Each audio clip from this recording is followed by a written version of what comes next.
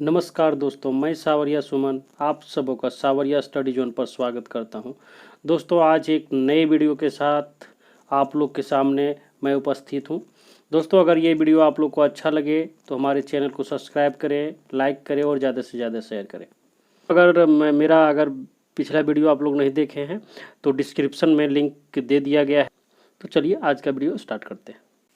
आज का पहला क्वेश्चन है, वायुमंडल की सबसे निचली परत कहलाता है। तो सबसे निचली परत जो है वो क्षोभ मंडल कहलाता है। कौन सा? क्षोभ मंडल। ये 8 से 18 किलोमीटर तक फैला रहता है। दोस्तों, जितना भी मौसमी घटनाएं होती है जैसे बादल, आंधी, वर्षा, ये सब क्षोभ मंडल में होता है। दूसरा परत जो होता है वो समताप मंडल होता है। ये 18 से 32 किलोमीटर तक होता है फैला हुआ।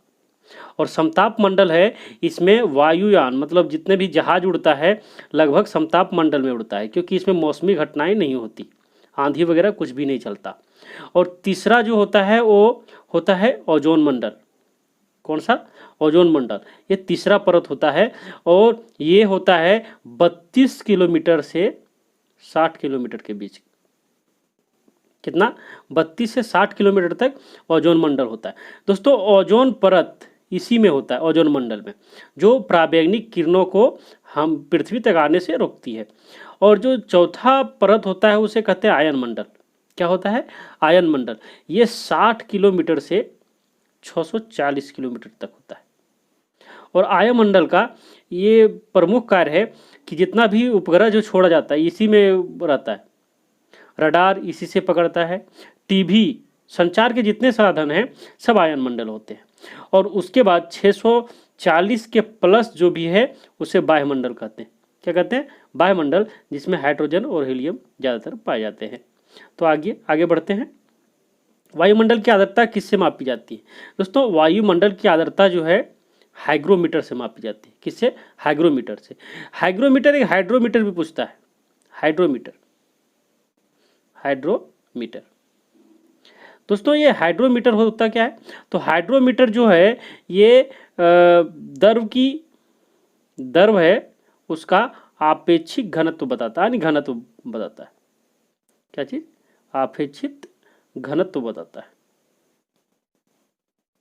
हाइग्रोमीटर जो है ये वायुमंडल की आर्द्रता मापता है और हाइड्रोमीटर जो है वो द्रव का घनत्व को बताता है। एक और होता है हाइड्रोफोन, जो पानी के अंदर ध्वनि को सुनने में हम लोग का सहायता करता है। तीसरा नंबर क्वेश्चन है, भारत रत्न से सम्मानित प्रथम व्यक्ति कौन थे? डॉक्टर सर्वपल्ली राधाकृष्णन। कौन थे? डॉक्टर सर्वपल्ली राधाकृष्णन। आगे चलते हैं। चौथा क्वेश्चन है, रक्त का शुद्धिकरण किसके द्वारा होता है? ये किडनी के द्वारा होता है। किसके द्वारा? किडनी के द्वारा। ओजोन परत मापने की इकाई को क्या कहते हैं? ये डाप्सन कहा जाता है। क्या कहा जाता है? डाप्सन। डाप्सन से मापा जाता है, ओजोन परत को मापा जाता है डाप्सन से। मनुष्य का हृदय सामान्य स्थिति में प्रति मिनट कितने बार धड़कता है? तो ये 72 बार धड़कता है। कितना बार? 72 बार। रेमन मैग्सेसे पुरस्कार किस देश के द्वारा प्रदान किया जाता है?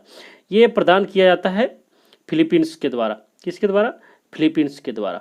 रेमन मैग्सेसे पुरस्कार जो है वो फिलीपींस के तीसरे राष्ट्रपति रेमन मैग्सेसे के आद में दिया जाता है और ये 1958 से दिया जा रहा है। इसे एशिया का नोबेल पुरस्कार भी कहा जाता है। 8वां में सर्वदाता रक्त समूह कौन सा है? तो सर्वदाता जो है ये है O और सर्वग्राही है AB। दोस्तों, O जो है O में एंटीजन नहीं पाया जाता, इसलिए ये सर्वदाता होता है। और AB है, इसमें एंटीबॉडी नहीं पाया जाता, जिसके कारण ये सर्वग्राही होता है।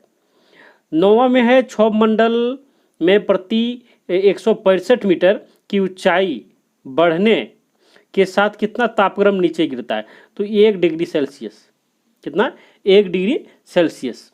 और अगर 1 किलोमीटर हम लोग ऊपर जाते हैं तो 6.4 डिग्री सेल्सियस तापमान गिरता है। आगे हम लोग चलते हैं। भारत रत्न प्राप्त करने वाले प्रथम विदेशी कौन थे?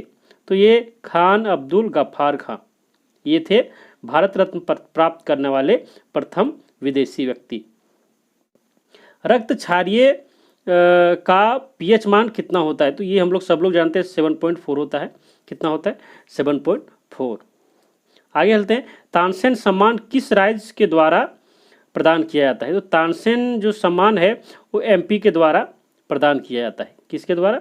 एमपी के द्वारा। और ये संगीत के क्षेत्र में दिया जाता है, संगीत के क्षेत्र में।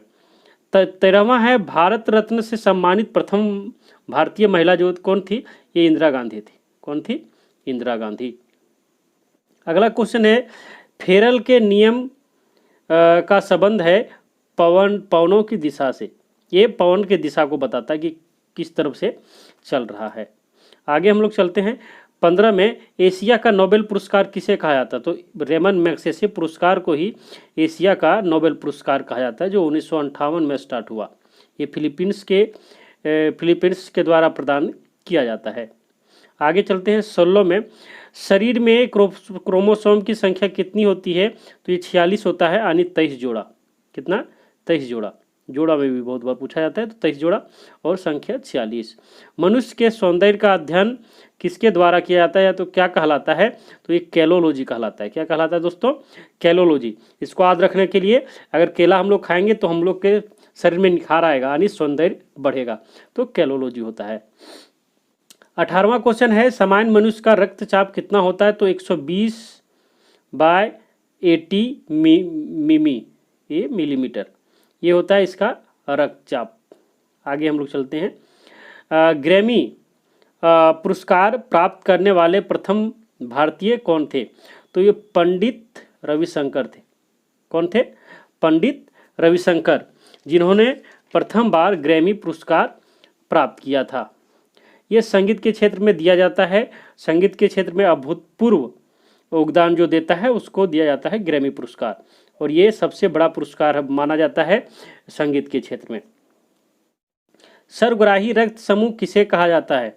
तो सर्वग्राही एबी को कहा जाता है, जिसमें एंटीबॉडी नहीं होता, एंटीबॉडी नहीं होता। और सर्वदाता जो ओ को कहा जाता है, इसमें एंटीजन नहीं होता है। शरीर में हड्डियों की कुल संख्या कितनी होती है? ये 206 होता है। और जो बच्चा होता है, यानी बचपन में हड्डियों की संख्या 300 से प्लस होता है, 300 से प्लस होता है। भारत में सबसे अधिक वर्षा होती है? तो सबसे अधिक वर्षा जो होता है दक्षिण पश्चिम मानसून से होता है। किससे होता है दोस्तों? दक्षिण पश्चिम मानसून से होता है। आगे हम लोग चलते हैं, टिबिया नामक हड्डी पाई जाती है। तो टिबिया नामक हड्डी जो है वो पैर में पाई जाती है। कहाँ पे? पैर में पाई जाती है। इसमें कुछ और क्वेश्चन पूछा जाता है कि फीमर कहाँ पाया जाता है? तो फीमर पाया जाता है जांघ में। कहाँ पे दोस्तों? जांघ में। फीमर जांघ में पाया जाता है। और पूछा जाता है कि ह्यूमरस कहाँ पाया जाता है? तो ये बाह में पाया जाता है, हाथ में। क्या चीज़? ह्यूमरस जो होता है ये बाह में पाया जाता है, यानी हाथ में। ठीक है। और फिबुला और टिबिया ये दोनों पाया जाता है पिंडली में। टिबिया, पिंडली हम किसको कहते हैं दोस्तों? जैसे ये पैर हुआ, ये पूरा पैर है, तो यहाँ घुटना है, घुटना के नीचे जो पोर्शन होता है यहाँ पे 2 हड्डी पाया जाता है। एक को कहते हैं फिबुला और एक को टिबिया कहा जाता है। इसी को कहते हैं, यहीं इतना ही दूर को इसको पिंडली कहते हैं, घुटना के नीचे को पिंडली कहा जाता है। आगे हम लोग चलते हैं, 24 में है, शरीर में अमीनो अम्ल की संख्या कितनी होती है? 20 होती है, जिसमें 10 हमारे शरीर में बनते हैं और 10 हम लोग को बाहर से लेना पड़ता है। चूना पत्थर किस चट्टान के अपरूप है? तो ये चूना पत्थर जो होता है ये अवसादी चट्टान के अपरूप है। कौन सा? अवसादी चट्टान के अपरूप है। भारत का सर्वोच्च सम्मान कौन सा है? तो भारत का सर्वोच्च सम्मान भारत रत्न है। कौन सा है? भारत रत्न को सर्वोच्च सम्मान माना जाता है। शरीर की सबसे बड़ी ग्रंथि कौन सी है?